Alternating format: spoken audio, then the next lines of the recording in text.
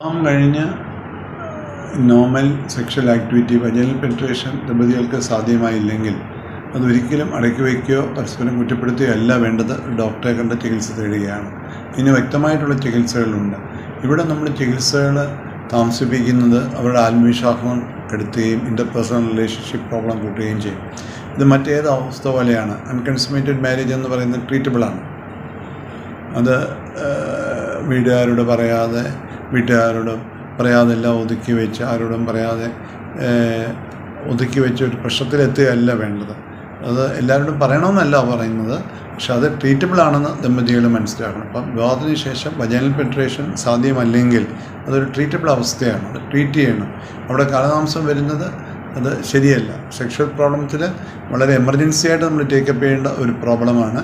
ബന്ധപ്പെട്ട് കഴിഞ്ഞിട്ട് normal sexual intercourse സാധ്യമായിട്ടില്ല അല്ലെങ്കിൽ വജൈനൽ പെനിട്രേഷൻ സാധ്യമായിട്ടില്ല എന്ന അവസ്ഥ.